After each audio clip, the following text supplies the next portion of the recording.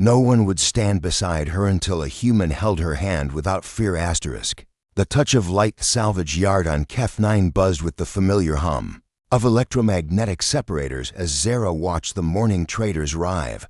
Her violet eyes tracked each movement from behind a stack of corroded hull plating, noting how they unconsciously stepped around the areas where she'd been working. Even her footprints seemed to carry an invisible warning. "Keep that scrap clean," Cursed One growled. Brick, the Vulcani trader who controlled most of the outer rim commerce. His scaled hide glistened with nervous sweat whenever he addressed her directly. "One contaminated piece, and you'll never work these docks again." Zara nodded silently, her luminescent skin dimming slightly, an involuntary response she'd learned to suppress over her 23 years of exile. The Alari's natural bioluminescence was meant to be beautiful, but in this galaxy, it served as a beacon of fear. She pulled her worn gloves higher, ensuring not even her wrists were visible. The morning passed like countless others. Zara sorted through twisted metal, identifying valuable alloys and rare minerals while maintaining careful distance from other workers. Her keen senses and other cursed Alari trait allowed her to detect structural weaknesses and eel compositions that others missed. It was the only reason anyone tolerated her presence. A commotion near the landing pads broke her concentration. Emergency klaxons wailed as a human freighter, streaming smoke and sparks, attempted an emergency landing. The vessel bearing the insignia of the Terran Supply Corps crashed into the far section of the yard, scattering debris across the work areas. "Stay back," Brick shouted to his workers. "Let the emergency crews handle it." But Zara had already spotted something the others missed.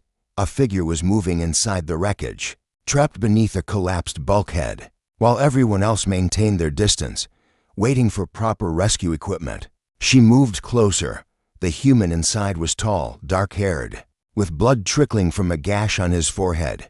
His uniform identified him as Lieutenant Kai Brennan, supply officer. His eyes a warm brown that reminded her of the wood panels she sometimes salvaged from luxury. Ships focused on her with desperate hope rather than fear. "Please," he whispered, his voice hoarse from smoke inhalation.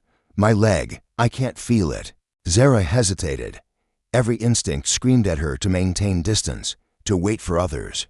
But something in his expression, the complete absence of revulsion or terror, made her decision for her. She pulled off her gloves.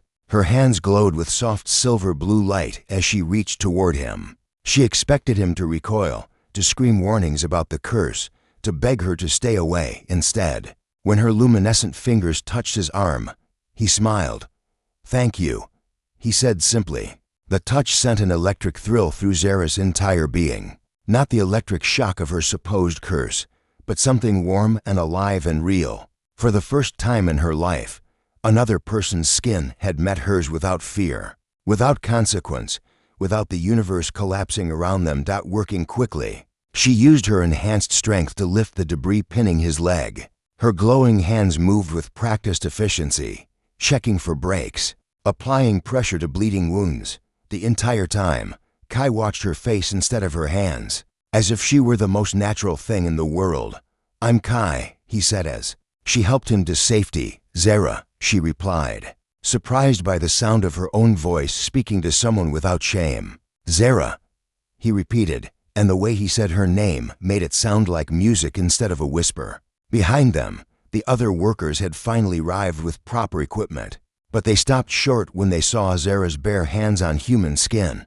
The moment stretched endlessly, waiting for lightning to strike, for Kai to convulse with madness, for the curse to finally prove itself real. Instead, Kai stood with her help, injured but very much alive and unharmed by her touch. "Impossible," breathed Brick, his scales shifting to a pale, shocked color. But Zara was looking at Kai, who was looking back at her with wonder rather than fear. And for the first time in her life, impossible felt like hope. Ripples in still water news traveled faster than light in the outer rim territories, carried by traders, smugglers, and the vast network of communication relays that connected every corner of civilized space. Within hours of Kai's rescue, half the sector had heard about the human who'd survived in Alari's touch.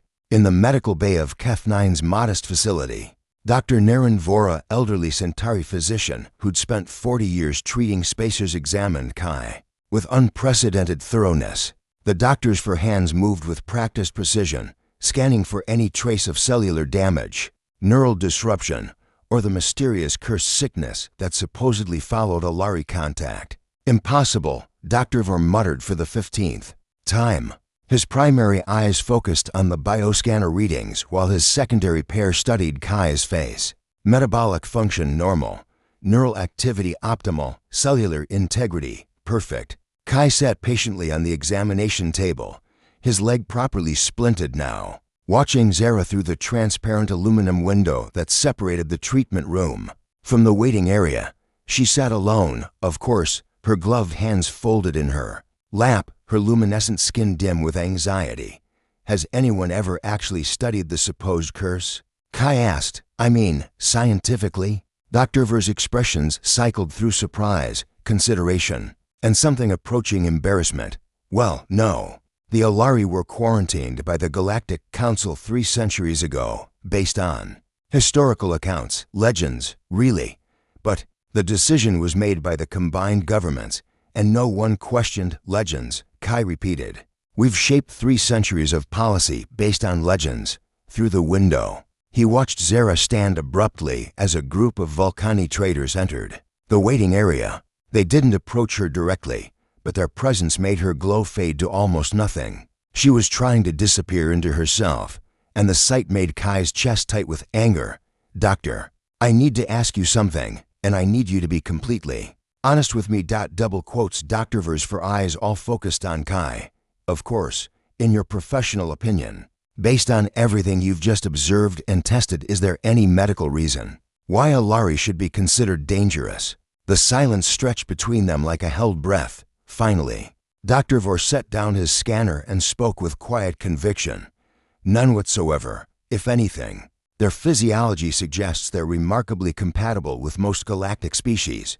Their cellular structure is more resilient than baseline human, their biochemistry is stable, and their mental patterns show no signs of the aggressive tendencies that drive quarantine protocols.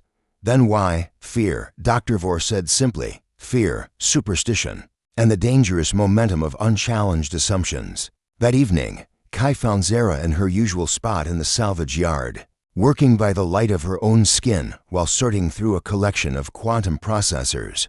The work required delicate touch and precise identification skills that her enhanced senses made possible. You shouldn't be seen with me, she said without looking up. People are talking.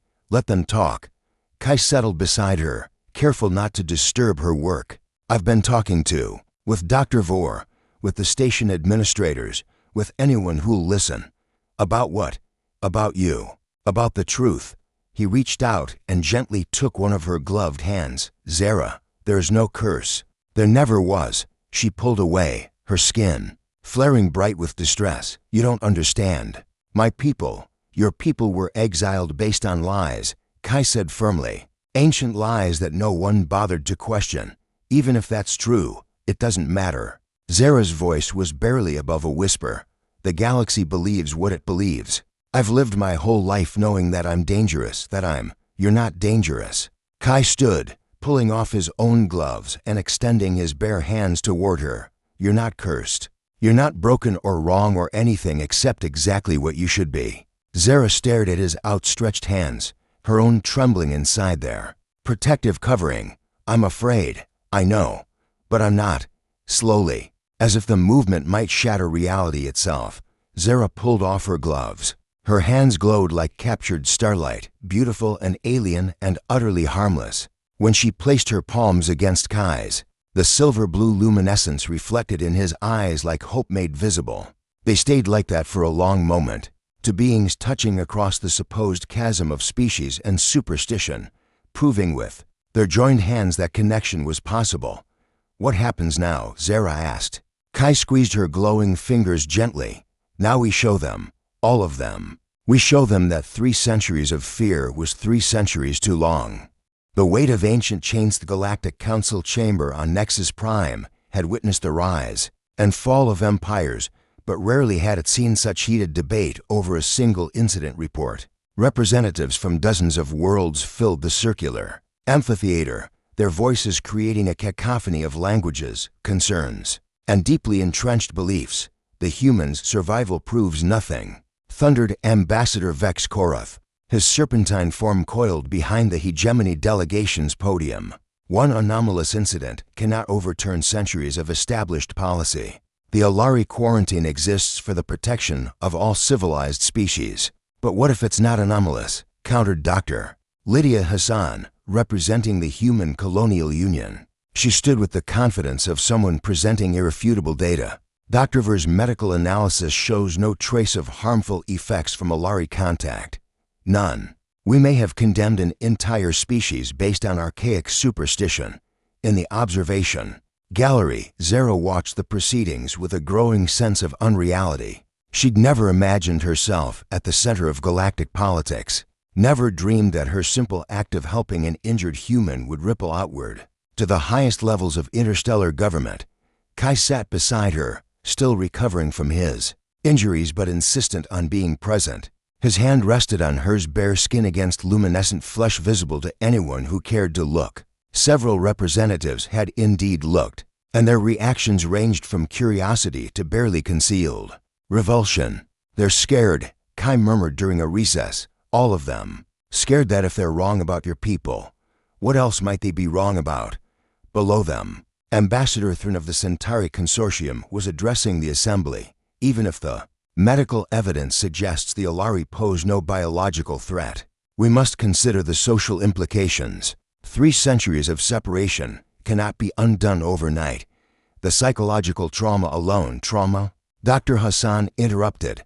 What about the trauma inflicted on the Alari themselves? Generations born into exile, forced to live as pariahs based on nothing more substantial than ancient ghost stories? Zara felt her skin pulse with nervous energy. In the weeks since Kai's rescue, more attention had focused on her than in her entire previous lifetime. Journalists had tried to interview her. Scientists had requested samples. Politicians had debated her existence as if she weren't a living being with thoughts and feelings of her own. There's something you should know, she whispered to Kai. I've been contacted by others. Kai turned to her with sudden intensity. Others, Alari, living in hiding throughout the galaxy. They've heard about what happened, about Dr. Ver's findings. They want to, she paused, the words feeling too large for her mouth. They want to come forward. The implications hit Kai immediately. One Alari proving the curse was false might be dismissed as an anomaly.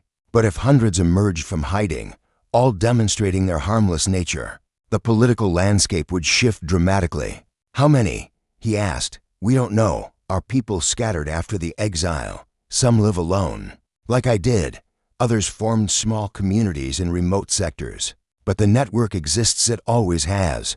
We've watched over each other from the shadows. For 3 centuries, their conversation was interrupted by a commotion on the chamber floor. Ambassador Korath was speaking again, his voice carrying the weight of generations of tradition. Even if we accept that the Alari pose no direct physical threat, he declared, their reintegration would destabilize our entire social structure. Trade agreements, territorial boundaries, cultural accords, all negotiated with the understanding that the Alari were forever outside civilized society. To change this now would be to admit that every government, every leader, every institution has been fundamentally wrong for 3 centuries. And what if we have been? Dr. Hassan shot back. What if admitting our mistakes is exactly what civilization requires? The chamber erupted in arguments, accusations, and the kind of political theater that Zara had only heard about in news broadcasts. But beneath the noise, she sensed something else building, a current of change that had been set in motion by nothing more than her willingness to help an injured stranger. Kai, she said quietly, what if they vote to maintain the quarantine? What if this changes nothing? He turned to face her fully, his expression serious but unafraid. Then we keep fighting. You, me, Dr. Vor, every Alari willing to step out of hiding. Every human brave enough to stand with them. Change doesn't happen in council chambers, it happens when ordinary people decide. They're tired of living with unnecessary fear. You make it sound simple. Maybe it is. Kai's fingers intertwined with hers. their joined hands glowing softly in the dim gallery light.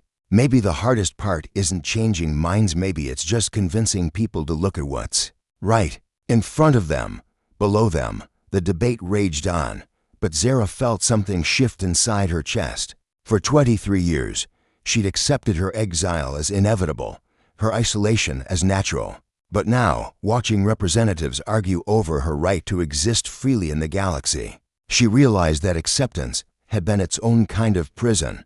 "I want to speak," she said suddenly. Kai blinked in surprise. "Here, to the council, they're debating my life, my people's future, as if we're not even here, as if we don't have voices." Her luminescence grew brighter, more determined. Maybe it's time they heard from one of the cursed ones directly. The voice of the voiceless request to address the Galactic Council created chaos in the administrative offices of Nexus Prime. No Alari had spoken before the assembled representatives. In 3 centuries, protocol officers scrambled through dusty archives searching for precedent while security teams debated containment procedures that hadn't been reviewed since the original quarantine. In the end, it was Dr. Hassan who cut through the bureaucratic paralysis with a simple argument. "If we're debating whether the Alari deserve equal treatment under galactic law, shouldn't we at least hear what one of them has to say?" Zara stood in the preparation chamber, her reflection multiplied in the mirror walls that surrounded her. She'd never owned formal clothing. Her entire wardrobe consisted of salvage worker coveralls and patched environmental suits, but Dr. Hassan had arranged for a simple dress in deep blue that complemented her natural luminescence. Without hiding it, "You don't have to do this," Kai said for the 10th time. He paced beside her, his own nervousness evident in the way he kept checking and rechecking the medical scanner that would monitor her vitals during the address. If they try to turn this into some kind of spectacle, they've already done that. Zara smoothed the unfamiliar fabric over her hips, marveling at how strange it felt to dress for others to see rather than to hide. "The difference is whether I let them speak for me or speak for myself." Through the chamber's communication system, they could hear the murmur of hundreds of voices as representatives took their seats. The media presence was unprecedented. News feeds from across the galaxy would carry her words to billions of beings who had never seen an Alari, never questioned the stories they'd been told. "Zara," Dr. Vor appeared in the doorway, his 4 hands clasped in the Centauri gesture of respect. "I wanted you to know 17 of my colleagues have submitted their own analysis, supporting my findings. The medical evidence is overwhelming." "Thank you," she said, though they all knew that facts would only matter if people were willing to hear them. The chamber fell silent as Zara entered. Her bare feet made no sound on the polished floor, but her soft glow provided a gentle illumination that preceded her like hope made visible. She'd refused the offer of protective gloves or barriers if she was going to speak her truth. She would do it as herself, completely and without apology. At the central podium, she looked up at the circular tiers of seats. Hundreds of faces stared down at her, some curious, some fearful, some filled with an ancient disgust that made her skin want to dim with shame. But in the observation gallery, she saw Kai's steady gaze and Dr. Hassan's encouraging nod, and she found her voice. "My name is Zara Velter," she began, her words carried by sophisticated translators to every corner of the chamber. "I am 23 years old. I have never harmed another living being. I have never spread disease or madness or any of the curses your legends describe. Until 3 weeks ago, I had never touched another person's skin." A ripple of whispers passed through the assembly. In the media gallery, cameras zoomed in on her hands, documenting the absence of gloves that had shocked many representatives. "I was born on a salvage station in the Kepler Drift. My mother died when I was 7, not from any curse, but from a reactor leak that could have been prevented with better safety protocols. I learned to work with metal and circuits because machines don't fear what they don't understand. I learned to live alone because I believed that loneliness was safer than rejection." Ambassador Korath shifted uncomfortably in his seat. Several other representatives were checking their personal communicators, no doubt receiving instructions from their home governments on how to respond to this unprecedented situation. "You have debated our fate for centuries without ever asking what we wanted, what we needed, what we could contribute if given the chance. We are not ghosts or demons or cautionary tales. We are people. We love. We grieve. We dream. We hope. We have art and music and stories that no one has heard because no one believed. We deserve to share them. Her luminescence grew brighter, not from distress but from determination. I stand before you not to beg for mercy or plead for tolerance. I stand here to tell you that we exist, that we matter, and that 3 centuries of fear ends today not because you grant it, but because we choose to no longer live as if we are ashamed of who we are. The chamber was completely silent now. Even Ambassador Korath had stopped his restless shifting. In that silence, Zara spoke her final words. I am Alari. I am here. I am not afraid of you anymore. The question is, what will you do with a universe where fear is no longer an option? Light breaking through 6 months after Zara's address to the Galactic Council. The universe looked different, not because of dramatic policy changes or overnight transformations, but because of the slow, steady accumulation of small acts of courage. The first Alari to emerge from hiding was Cal Nethes, a master engineer who had spent 40 years maintaining the power systems of a remote mining colony, while the human colonists believed he was just another piece of automated equipment. When he finally revealed himself, the colonists' initial shock gave way to gratitude. Their infrastructure had never run more efficiently than under his secret care.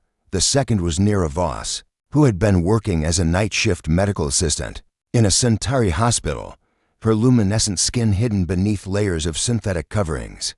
The doctors she'd worked alongside for 15 years were stunned to learn that their most skilled colleague was the supposedly cursed being they'd been taught to fear. By the 4th month, over 300 Alari had stepped forward across 17 sectors. Each emergence created ripples, some of acceptance, some of controversy, all of change.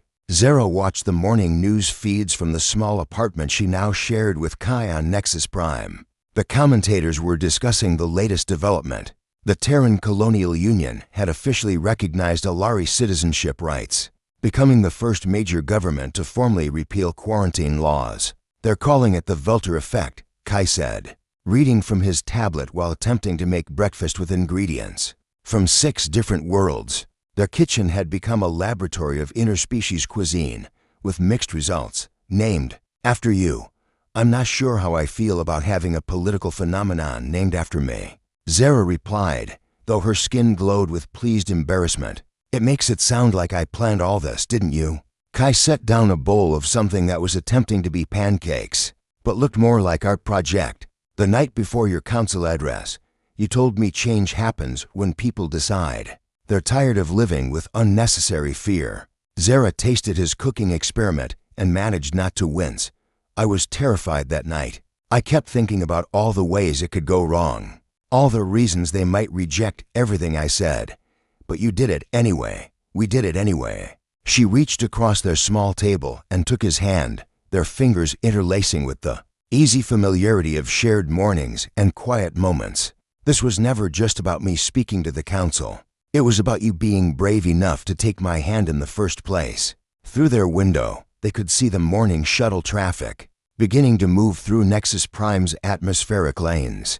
Among the standard government transports and commercial haulers, Zara could occasionally spot the distinctive bioluminescent signatures of Alari-piloted vessels, her people no longer hiding their light under sensor baffles.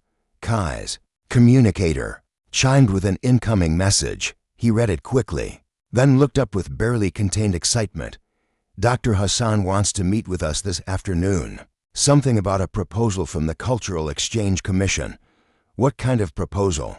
She wouldn't say over open channels, but Kai grinned. She mentioned something about the first official Alari diplomatic mission to Earth. The idea sent a thrill of nervous anticipation through Zara's entire being. Earth, the human homeworld that she'd heard about in stories, but never imagined visiting. The thought of representing her people in such an official capacity was both terrifying and exhilarating. Do you think we're ready for something like that? She asked. Are we ever ready for the important things? Kai squeezed her glowing hand. 6 months ago, you thought you'd spend your whole life sorting scrap metal in a salvage yard. Now you're the most famous Alari in galactic history, and governments are competing to invite you for state visits. 6 months ago, you were just a supply officer flying routine cargo runs. And now I'm dating the woman who convinced the galaxy to rethink 3 centuries of prejudice. He lifted their joined hands to his lips and kissed her luminescent knuckles. I think we can handle whatever comes next. That afternoon, as they walked through the diplomatic corridor toward Dr. Hassan's office, Zara noticed something that would have been impossible 6 months earlier. Other people, humans, Centauri, even a few Vulcani, nodded politely as they passed. No one flinched away from her glow. No one whispered about curses or crossed the street to avoid her path.